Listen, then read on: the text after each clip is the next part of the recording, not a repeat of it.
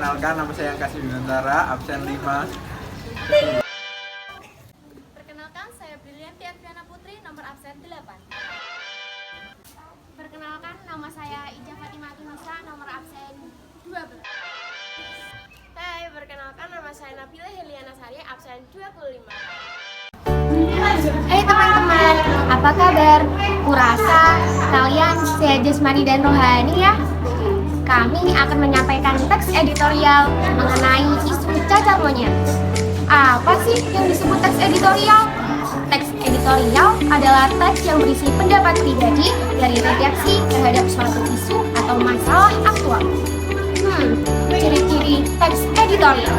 Yang pertama adalah teks editorial selalu hangat, bersifat aktual dan faktual.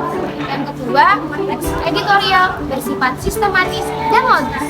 Yang ketiga, teks editorial berisi sebuah opini atau pendapat seseorang yang bersifat argumentatif. Yang keempat adalah teks editorial yang menarik untuk dibaca karena teks yang ditulis menggunakan kalimat yang singkat, jelas, dan padat. Selanjutnya, fakta dan opini. Apa sih itu fakta? Fakta merupakan peristiwa yang nyata dari sesuatu yang benar-benar terjadi. Contohnya, 1.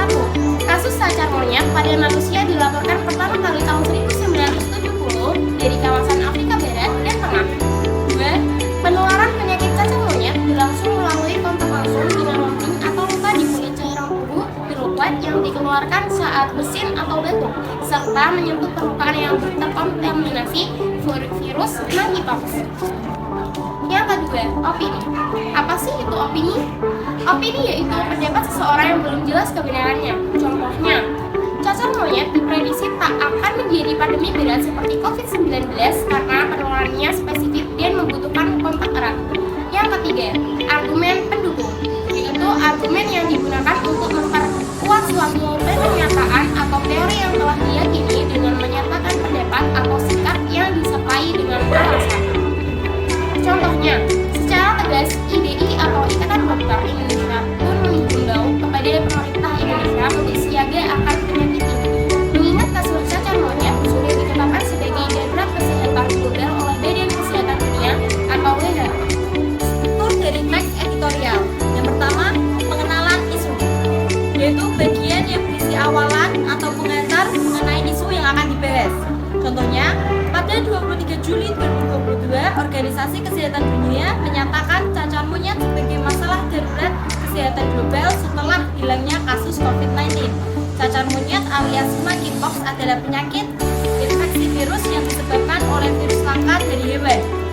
Monyet adalah inang utama dari virus monkeypox. Oleh sebab itu, penyakit ini disebut dengan cacar monyet.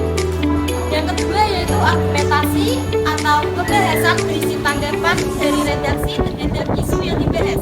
Contohnya, secara tegas Ikatan Dokter Indonesia pun menghimbau kepada pemerintah Indonesia untuk sigap akan penyakit ini, mengingat kasus cacar monyet sudah ditetapkan sebagai darurat kesehatan global oleh WHO.